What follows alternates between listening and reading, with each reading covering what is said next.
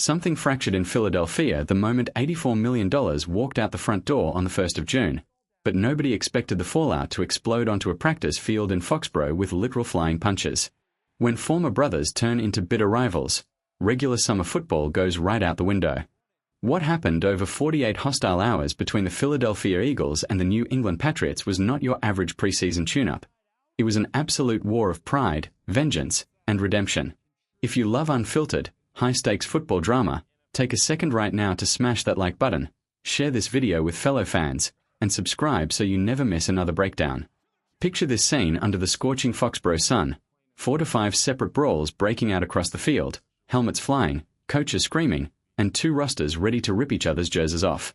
Jordan Poyer summed it up best when he stepped off the turf, looked at the reporters, and said the offense struggled early because everyone was busy wearing boxing gloves instead of running plays. The tension was thick enough to cut with a knife.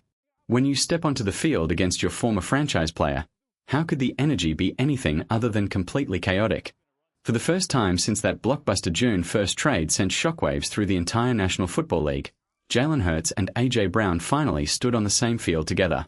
2.5 months of radio silence.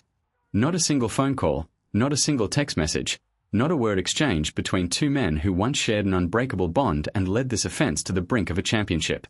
And while they eventually shared a brief dab and a quiet conversation once the dust settled, everything that happened between the white lines was purely personal. A.J. Brown showed up looking like a man on a mission to prove everyone in Philadelphia wrong. If you watch him throughout these sessions, especially in one-on-one drills, he was utterly unguardable. He went at rookie standout Quinyon Mitchell with ruthless aggression. On one highlight reel snap, Maye launched a high-arcing pass toward the back pylon. Mitchell had tight coverage, but Brown climbed the ladder, snatched the ball out of the air with one hand, and dragged his back toe just inside the boundary paint. At first glance, everyone thought he stepped on the white line, but the replay proved it without a doubt. He kept his feet in bounds for a breathtaking touchdown grab. Seeing that kind of dominance from Brown is bittersweet and undeniably frustrating for everyone who bleeds green. Last season, the underlying metrics told a painful story. His top-end GPS speed was noticeably down, his yards after the catch plummeted, his average separation per route dropped, and critical drops in high-leverage moments began to pile up. It looked to many observers like he had simply mentally checked out on the Philadelphia sideline. Yet here he is in New England, running routes with violent intensity, burning defensive backs, and looking like the most dominant receiver on the planet. That contrast brings us straight to our question of the day, and I want to hear from every single one of you down in the comments below. Looking at how motivated and unstoppable A.J. Brown looks right now, did Howie Roseman make a massive mistake trading him away, or did the locker room simply need a clean break for the 2026 season? Drop your honest thoughts in the comments section below. To truly understand how sweet the redemption was on day 2, you have to rewind to what happened on Wednesday. The opening joint practice was an absolute punch in the mouth for Philadelphia. The Patriots walked away with bragging rights after stealing a victory at the end of practice during the high-pressure 2-minute drill, drilling a game-winning field goal while Philadelphia's offense failed to finish their move-the-ball period. Jalen Hurts tossed a couple of interceptions during the session, and while one of them happened in 7-on-7s when a massive defensive paddle swatter obstructed his passing lane, it still left a bitter taste in everyone's mouth. Adding fuel to the fire, former Buffalo Bills safety Jordan Poyer took an unprovoked shot at Hurts after practice, boldly claiming that he wouldn't trust Jalen to bring a team back from a double-digit deficit late in a game.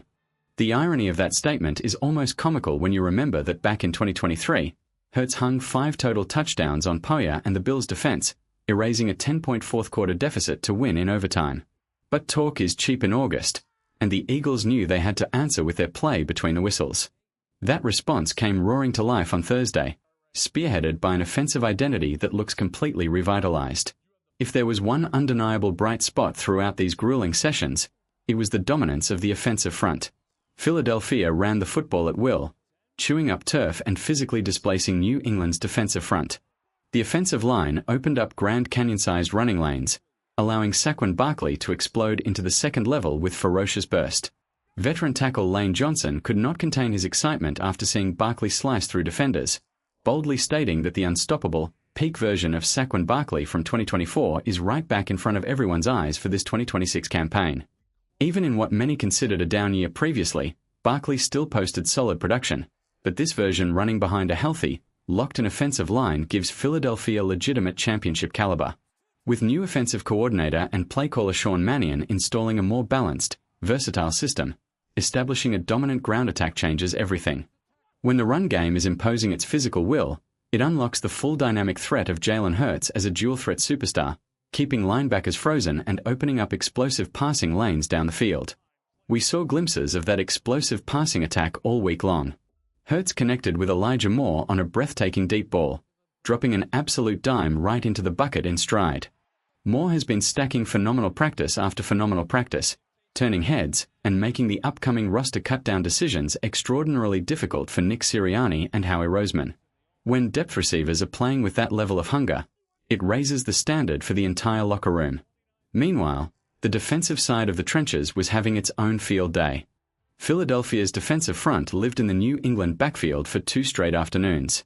Jalyx Hunt was an absolute menace, generating relentless pressure off the edge and collapsing the pocket repeatedly.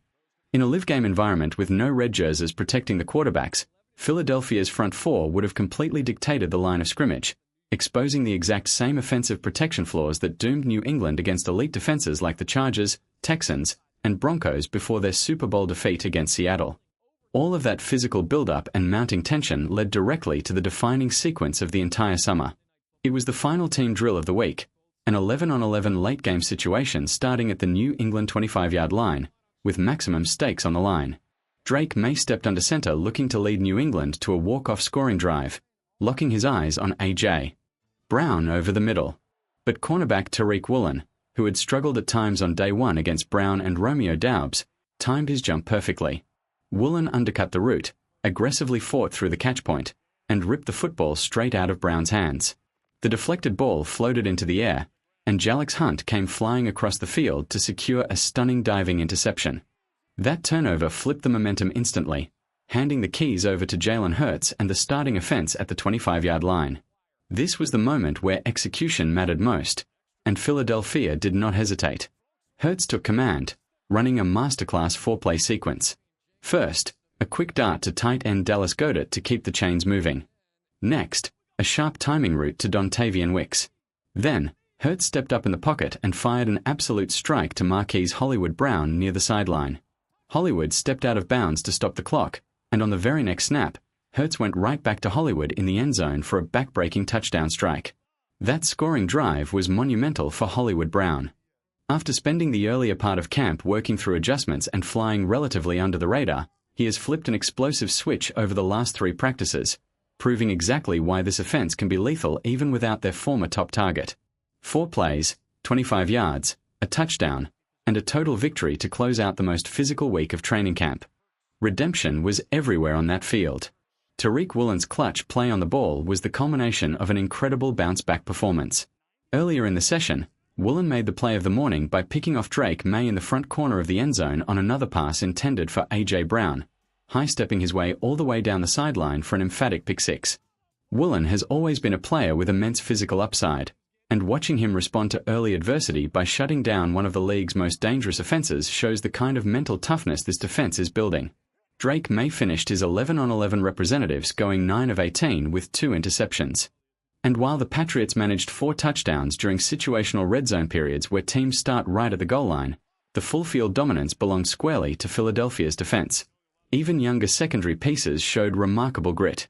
Cooper DeJean stepped up in coverage after a rough opening day, and Quinyon Mitchell battled through tough matchups against Demario Pop Douglas, demonstrating sticky man-to-man technique. Perhaps the most important victory of the entire week, however, didn't show up on any scoreboard.